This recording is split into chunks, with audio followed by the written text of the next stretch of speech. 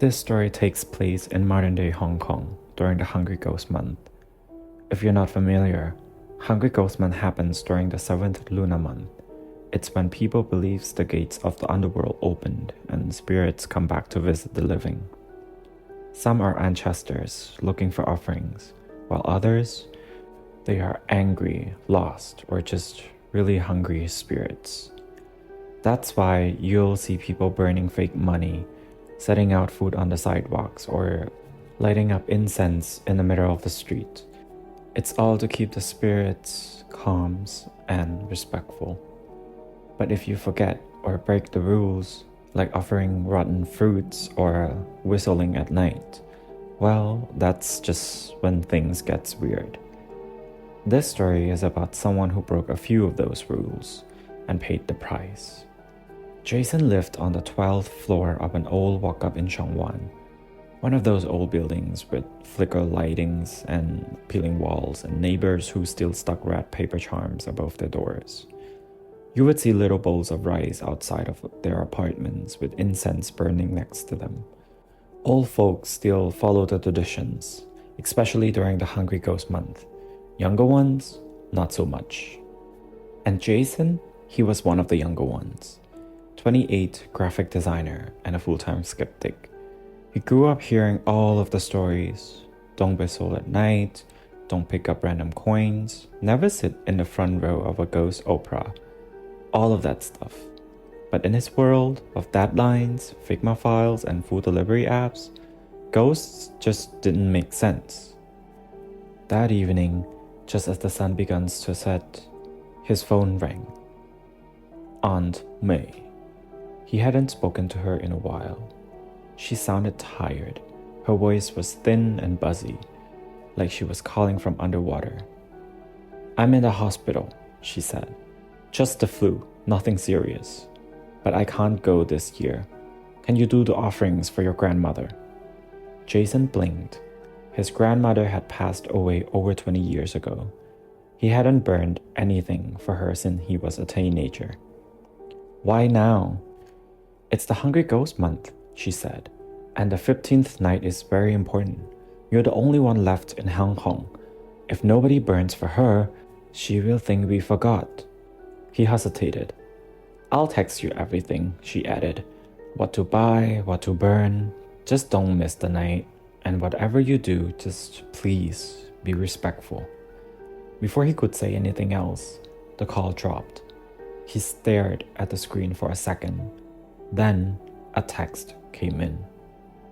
In the text, there was a list. Roast duck, sweet rice wine, 3 sticks of incense, paper mansion, hell banknotes, 1 red peach. At the bottom, one more line. "Do it on the rooftop. Burn after 10 p.m. and never look behind you after you light the incense." Jason snorted. "All right, sure." But something about it stuck in his stomach. It felt a little bit too real. The next afternoon, Jason headed into Shangwan to grab everything on the list.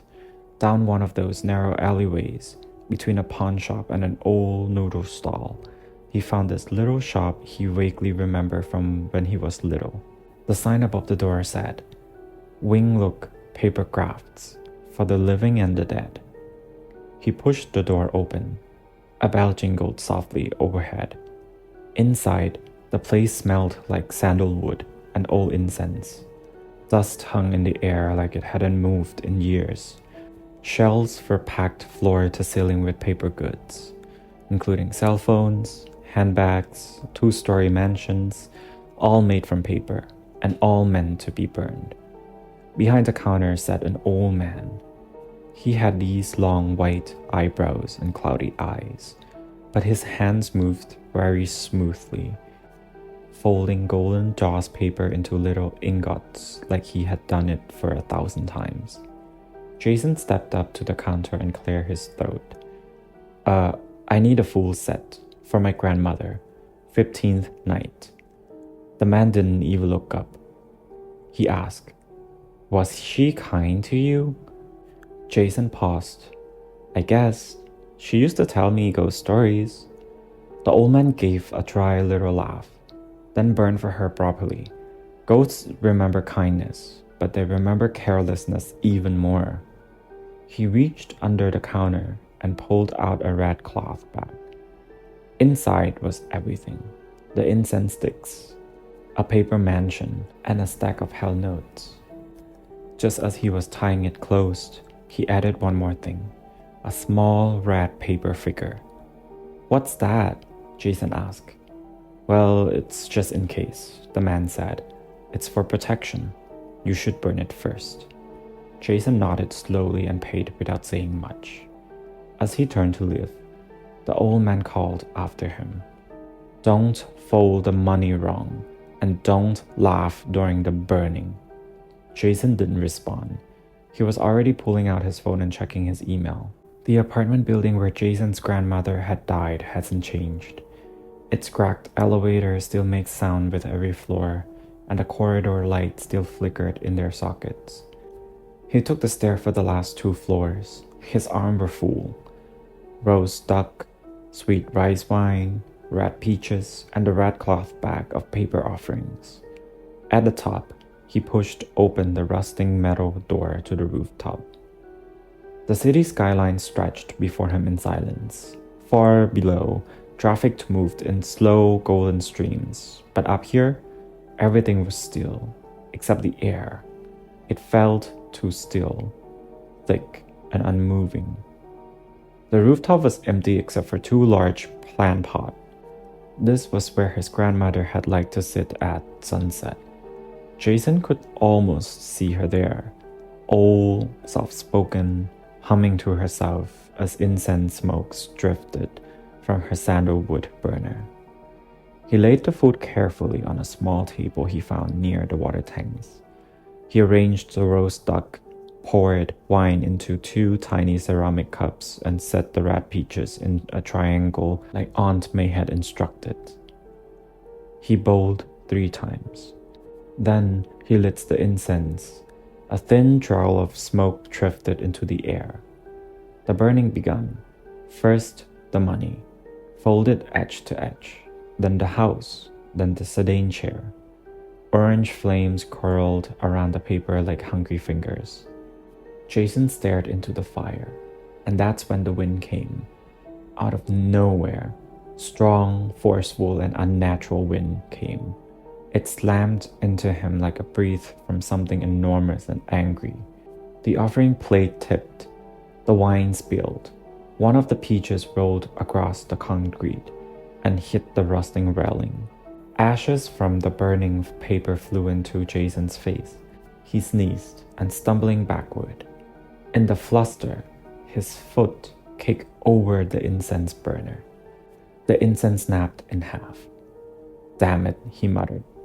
He picked up the peach, saw a dark bruise forming on one side, and winced. "It's just a fruit," he whispered. Still, he looked around and the rooftop was empty. Yet something in the air had changed. The wind had stopped, but the pressure hadn't lifted. It pressed on him, invincible but heavy, like eyes that refused to blink. "Sorry," he mumbled, unsure of who he was talking to. But his voice didn't carry. It died in the windless air like a match in the rain. For the next few nights, everything outside Jason's window was business as usual. Neon signs, buzzing and busy street vendors yelling, and terrible traffic jams outside. But inside his apartment, something felt off. It wasn't just quiet, it was heavy, like the air had weight, like the walls were holding their breath. It started with his phone. At 4:44 a.m. in the morning, the alarm went off. Jason hadn't set one. And if you know anything about Cantonese superstitions, that number, 444, is not good. The word 4 sounds like death. He sat up in bed, staring at the screen, and then his screen went black, and the room suddenly felt a few degrees colder. The next night, his fridge died. He opened it the next morning and nearly gagged. His milk was spoiled. His eggs, they were cracked and leaking, leftovers covered in green fuzz. Even the roast duck he saved from the rooftop, it was black and shriveled, like it had been burned. He tried to shrug it off. Maybe the power had gone out and came back. Maybe it was just the heat. But then, on the third morning, he saw them. Footprints, wet ones, leading from the bathroom all the way to the edge of his bed. Small, bare, and human. One of them dragged, like whoever made them was limping. Jason just stood there, staring at them. He hadn't gotten up that night. He hadn't even used the bathroom. And while he was frozen in place, trying to figure out what to do, he heard it. A creak. Not from the hallway or not from the downstairs. It's from inside the wall. That evening, Jason couldn't sit still.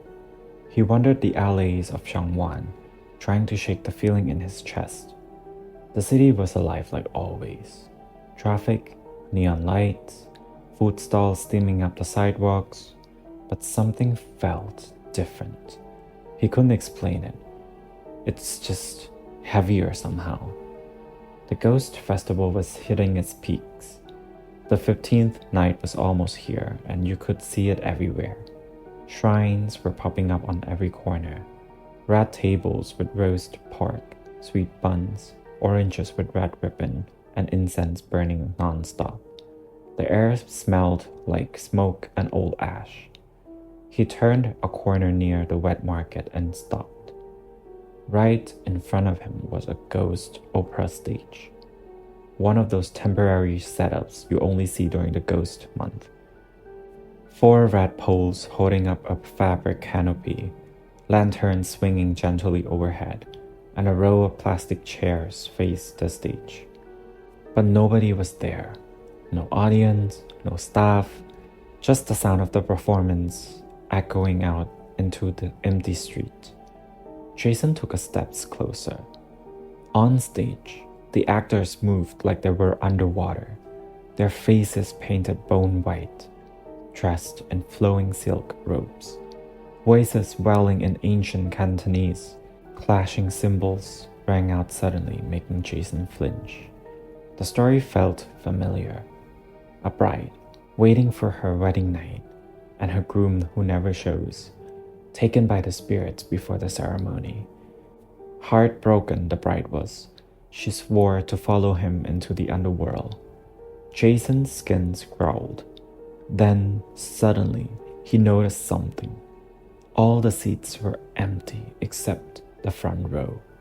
Right in the center of the row was a single figure, sitting perfectly still. Jason froze. That woman figure wore a red traditional Chinese dress, with the fabric being too vivid, almost shimmering under the lantern light. Her long black hair hung like curtains down both sides of her face, hiding her expression. She didn't move, not even when the wind blew. Jason squinted, feeling the hairs on his neck rise.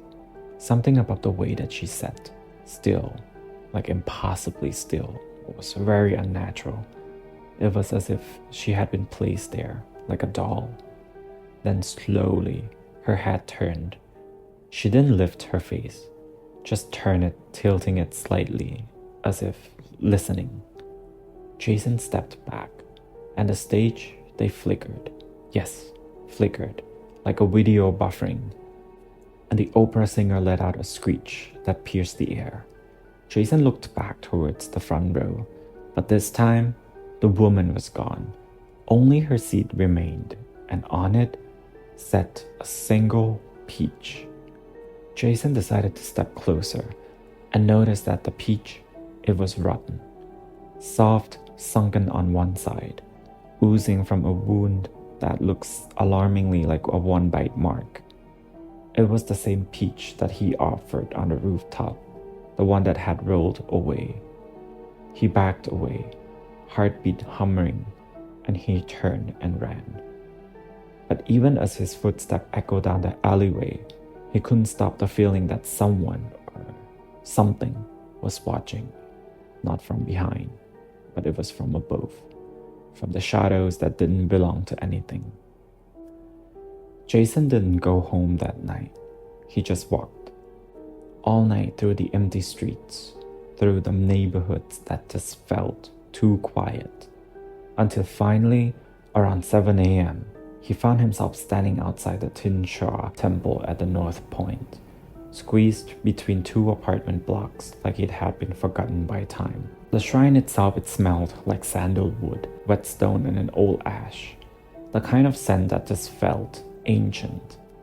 He stood at the entrance for a moment, just breathing the smell in, and then he decided to step inside.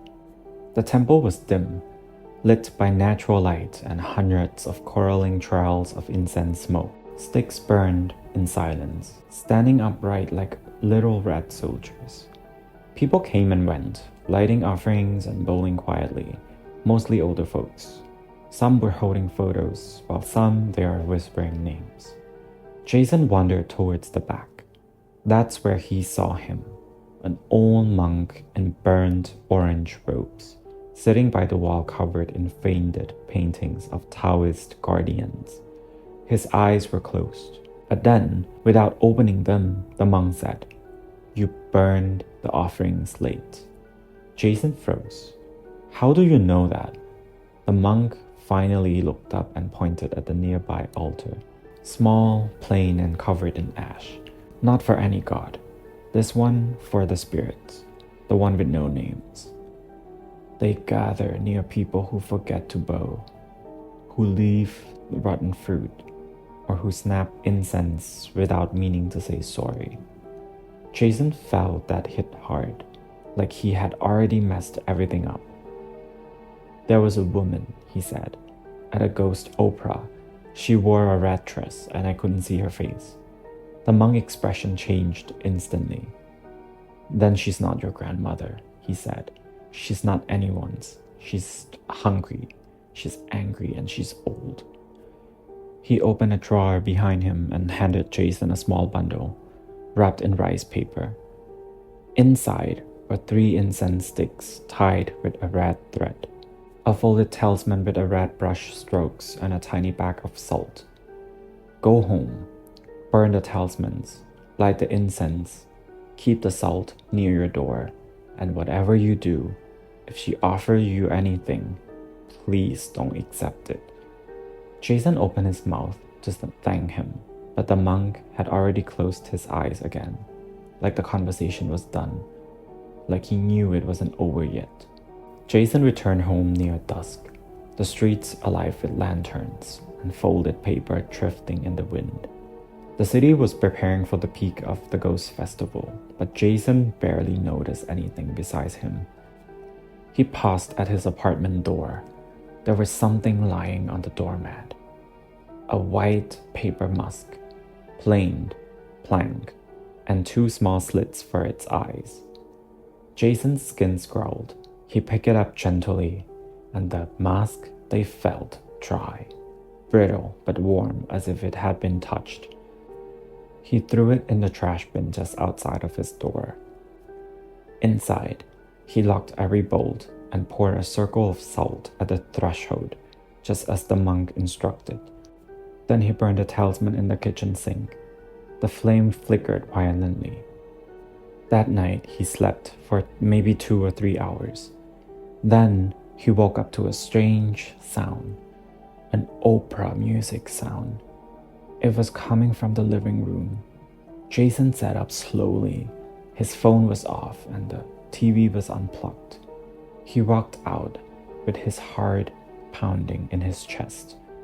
There on the table was the mask, but it was no longer blank. Red brush strokes curled into a smile, eyes wide. It was as if the mask was laughing at him. He grabbed it with shaking hands, stuffed it into a trash bag, and then, when he looked back, there it was again, but this time, it was resting on his pillow. Jason didn't leave his apartment the next day. He closed the curtains unplugged everything and sat at his kitchen table, staring at the peach that he had taken back from the rooftop. It was already rotten, black at the core. He picked up his phone and called Aunt May. She answered after 3 rings. Her voice sounded off. "Jason, you shouldn't be calling me today. I need to know," he said. "Did you really ask me to burn for Grandma?" Silence. "Aunt May?" "I hadn't been in Hong Kong since the funeral," she said slowly. "I never called you." "But your voice.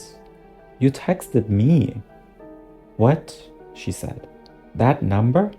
I didn't use it anymore." Jason pulled out his phone away from his ear and looked at the screen. That call from that night was labeled as an unknown number. He looked at her contact photo. It was not Aunt May's smiling face anymore. It was an old, grainy photo of his grandmother, face pale, and she was wearing a red traditional Chinese dress. Jason dropped the phone. It hit the floor and went dark. A moment later, the lights in his apartment flickered, and he heard the footsteps, not from the hallway.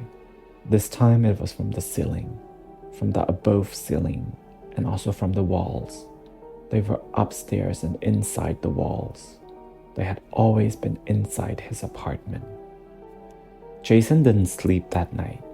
He just sat there, back against the wall. Every light in the apartment turned on. He didn't blink for hours. And then the music started again. Not from the speakers, not even from the street. It sounded closer, familiar. It was the sound of an opera music, the same wailing voice from before, the same clashing cymbals, and the same rising tension. It wasn't in his ears, it was in his head. That's when he knew he had to go back to the stage. He didn't know why, just that if he didn't go, something worse would happen. So around midnight, he walked back to the square near the wet market. The stage was still there, same red lanterns, same peeling cloth banners, same uneven plastic chairs. But this time, the chairs were not empty. Every seat was filled, but not with people. It was filled with shadows, faint outlines. Some were just silhouettes, while others, if you look too long and closely, you will notice that those shadows also has faces. Small little grins on their faces, all staring towards the stage. Jason's legs locked. He couldn't move. And then, at that moment, he saw her, the woman in red. She was sitting in the same chair as before, third seat in the front row. At this time, she was not hiding her face anymore. Jason's breath caught in his throat. The woman's skin looks waxy. It feels smooth, like something had been painted on her skin. And her smile, it didn't move.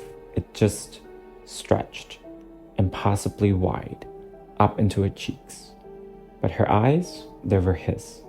His eyes reflected back at him, but older and lifeless. She raised a hand and pointed at one of the empty chairs in the front row, the only seat that is not taken. Jason didn't want to go forward, but his feet moved anyway. It was like something was pulling him by the ribs.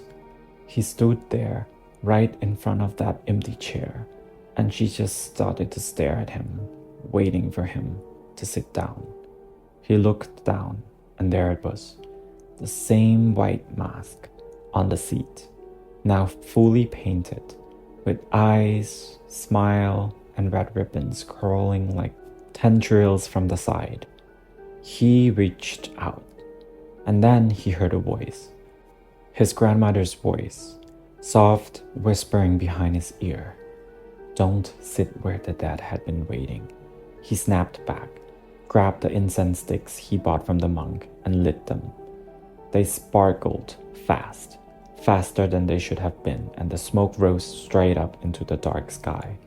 Jason bowed, 1, twice, and 3 times. I made a mistake, he said. I disturbed what wasn't mine, so I offered this to set it right. And then he pulled out the salt and scattered it in a circle around himself. The shadows began to scream, not out loud, but inside his head, like glass breaking from the inside of a dream. The stage flickered, and then it started to burn. Jason woke up in his bed, and it was morning. His apartment was quiet, and no footprints, no Oprah, no mask. The peach on the table was gone. Everything looked normal.